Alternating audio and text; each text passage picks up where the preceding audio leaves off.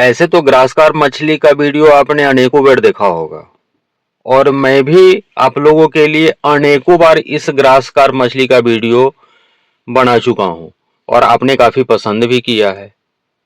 फिर भी जो लोग नए किसान हैं, जो शुरुआती दौर में मछली पालन करना चाहते हैं, वे इस मछली से ही अपने मछली पालन का आरंभ करना ज्यादा मुनासिब समझते हैं।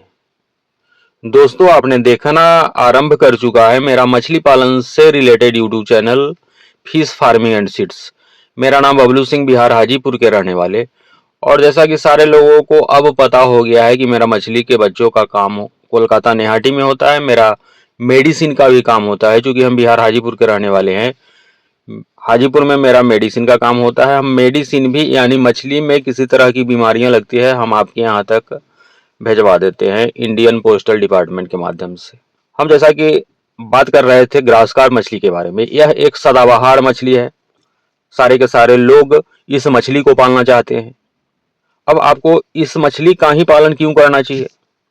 और ऐसा भी नहीं है कि सिर्फ और सिर्फ आपको इसी मछली का पालन करना चाहिए। इसी मछली का बच्चा सीड आपको अपने तालाब में स्टोर करना चाहिए, सीड डालना चाहिए, ऐसा भी नहीं है। भूल करके भी आपको ऐसा नहीं करना है।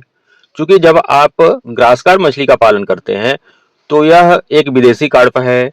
इंडिया में इसका बहुतायत मात्रा में पालन होता है। और हम क्यों बता रहे हैं कि सिर्फ और सिर्फ आप ग्रासकार मछली का पालन करने का विचार अपने मन में नहीं रखना है आपको। यह इसलिए कि यह तालाब के मिडिल लेयर में रहने वाली मछली है।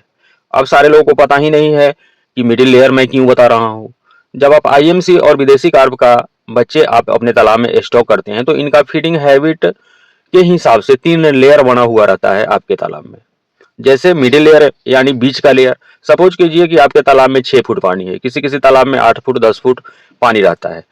अगर सही जो मानक है, ठंडी के दिनों में आप 6 फुट से ऊपर पानी रखेंगे, गर्मी के दिनों में 5.5 फीट ही पानी आपको तालाब में रखना है। जब आप 5.5 फीट ही पानी अपने तालाब में रखते हैं तो ऊपरी लेयर में दूसरी मछलियां को आपको स्टोर करना पड़ता है, दूसरे मछली के बच्चे को आपको स्टोर करना पड़ता है। जैसे ऊपरी लेयर में अगर आप विदेशी कार्प का बात करेंगे तो यहाँ पे सिल्वर कार्प आता है। बहुत सारे लोग बिग हेड का भी बच्चे स्टॉक करते हैं अपने ऊपरी लेयर के लिए। तो यह मछली जो ऊपरी लेयर वाली मछली है, या जब आप इंडियन मेजर कार्प की तरफ आते हैं तो आप कतला का बच्चा स्टॉक करते हैं अपने ऊपरी लेयर के लिए। और मिडिल लेयर के लिए जब आप इंडियन मेजर कार्प में आते हैं तो एक मछली रोहू आता है, दूसरी विदेशी कार्प में यही ग्रास कार्प मछली जो मिडिल लेयर में रहती है। तो अब जो हम बता रहे थे कि क्यों नहीं करना चाहिए। अब जैसे आपको 1 एकड़ में 50 ग्राम के बच्चे, 100 ग्राम के बच्चे 5000 आपको स्टॉक करने हैं, तो आपके मन में आएगा कि हम 5000 सिर्फ ग्रास कार्प का ही बच्चा डाल दें तो आपके तालाब का संतुलन खराब हो जाएगा। यह वैज्ञानिक विधि के अनुसार एकदम गलत चीज है। आपको ऐसा नहीं करना है। इसको मात्र 30% ही रखना है। मिडिल लेयर वाली मछलियों को आपको अपने तालाब में 30% बच्चे रखने हैं। अब हो सकता है कि यह चीज आपके दिमाग में नहीं आ रहा होगा, आपको समझ में थोड़ा दिक्कत हो रहा होगा। तो हम इसके लिए आपको क्लियर करना चाहेंगे कि अगर आपका तालाब 1 एकड़ का है, यानी लगभग 44-45 हजार स्क्वायर फीट का आपका वाटर एरिया है, पानी का एरिया है, तो आपको टोटल 5000 बच्चे अगर आप डालते हैं तो यह ग्रास कार्प मछली चूंकि मिडिल लेयर में रहने वाली है, तो हम बता रहे हैं कि इसको 30% बच्चे आपको स्टॉक करने चाहिए 50 से 100 ग्राम वाले स्टैंडर्ड सीड। तब यह 1500 बच्चे आपको आते हैं। उसी तरह से नीचे की लेयर वाली मछली भी आपको 30% यानी 1500 रखने हैं। अब मिडिल लेयर वाली और नीचे की लेयर वाली दोनों मिलाकर के आपका 3000 बच्चे हो गया।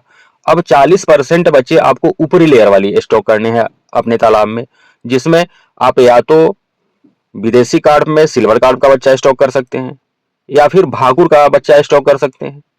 अब आप ऐसा भी कर सकते हैं कि 40% में आप 20% भाकुर का बच्चा स्टॉक करें और 20% आप सिल्वर कार्प का बच्चा स्टॉक करें, या थोड़ा बहुत उसमें घटा बढ़ा सकते हैं। तो इस हिसाब से आपका 2000 बच्चा ऊपरी लेयर के लिए बनता है। ऊपर के लेयर के लिए 2000 बच्चा हुआ, 1500 बच्चे मिडिल लेयर के लिए हुआ और 1500 बच्चे आपके निचली लेयर के लिए हुआ। ये तो डेंसिटी के हिसाब से किस लेयर में आपको कितने बच्चे डालने हैं, कौन कौन मछलियां का, इसकी जानकारी मेरे द्वारा आपको दिया गया। अब चूंकि यह वीडियो ग्रास कार्प से ही रिलेटेड है, थोड़ा सा इसके फीडिंग हैबिट के बारे में हम आपको बताना चाहेंगे। अमूमन किसान बहुत सारे लोग ऐसे हैं जो पढ़े लिखे नहीं हैं। अब ग्रास कार्प का मतलब होता है, ग्रास का यह एक इंग्लिश वर्ड है ग्रास, इसका मतलब होता है घास, हरा चारा हम दूसरे शब्दों में बोल सकते हैं। ग्रास कार्प घास खाने वाली मछली है। जो लोग पुराने हैं उनको तो सारा का सारा पता है, जैसा कि हम शुरू में बताएं, अनेकों वीडियो आपने ग्रास कार्प का देखा होगा, हम भी अनेकों वीडियो आपके लिए छोड़ रखे हैं इस चैनल पे। तो ग्रास कार्प हरा चारा खा करके आपके तालाब में बहुत अच्छा ग्रोथ आता है। जब आप 30% इस मछली को आप डालते हैं अपने तालाब में, बेहतर ग्रोथ आप पाते हैं। और जैसा कि हम शुरू में बताए कि हमारा मछली के बच्चों का काम होता है। अगर अभी आपको ग्रास कार्प के 1 इंची वाले बच्चे चाहिए तो आप स्क्रीन पर जो नंबर दिखाई दे रहा है उस पर कॉल करके आप मंगा सकते हैं। अब बात हम करते हैं निचली लेयर में रहने वाली एक मछली अमूर कार्प। बहुत सारे लोग मृगल का बच्चा स्टॉक कर लेते हैं तो इसका ग्रोथ बहुत कम होता है। बहुत सारे लोग कॉमन कार्प का बच्चा स्टॉक कर लेते हैं तो इसका भी ग्रोथ आता है, परंतु इसके साथ माइनस पॉइंट यह है कि यह बड़ी छोटी अवस्था में, यह 200, 250, 300 ग्राम की हो जाती है और आपके तालाब में ही ब्रीडिंग करने लगती है। कुछ मछलियां ऐसी है जो आपके तालाब में ब्रीडिंग करती हैं, उसमें यह कॉमन कार्प मछली नंबर 1 पर आता है।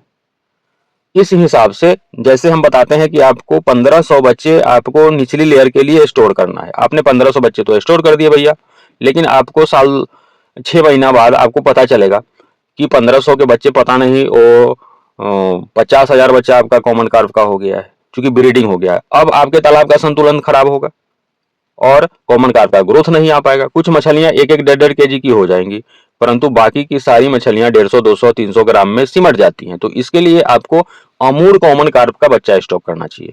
इसका ग्रोथ भी काफी फास्ट होता है और यह तालाब में 1 केजी होने से पहले ब्रीडिंग भी नहीं करती है। मार्केट में जब आप बेचते हैं तो साधारण कॉमन कार्प का, चूंकि उनके पेट में से बहुत सारे अंडे निकल आते हैं और वेस्ट मटेरियल बहुत सारा निकल जाता है, इसलिए कस्टमर भी बहुत अच्छा रेट नहीं देते हैं। वहीं अमूर कॉमन कार्प अगर आपका हार्वेस्ट होता है, मार्केट में आप भेजते हैं, या व्यापारी भी इसको बड़े चाव से और कुछ ज्यादा दाम दे करके आपसे खरीदते हैं। तो अमूर कॉमन कार्प के बच्चे भी अगर आपको चाहिए तो आप स्क्रीन पर जो नंबर दिखाई दे रहा है उस पर कॉल करके आप बच्चे मंगा सकते हैं। और मेडिसिन की हम बात करें, ठंडी का सीजन आ रहा है, हम प्रत्येक वीडियो में बताते हैं कि मेडिसिन आपको, मछली में अगर बीमारी लगा है तो दिए हुए नंबर पे कॉल करके आप कुछ दवाइयां डलवा लीजिए। बहुत सारे किसान पीड़ित है अभी ठंडी के दिनों में और बीमारी नहीं लगा है, बीमारी लगने से पहले ही कुछ मेडिसिन इस तरह का आता है जो आप डलवाएंगे तो बीमारी लगेगा ही नहीं। इसके लिए भी आप दिए हुए नंबर पे कॉल करके बात कर सकते हैं। बहुत बहुत धन्यवाद।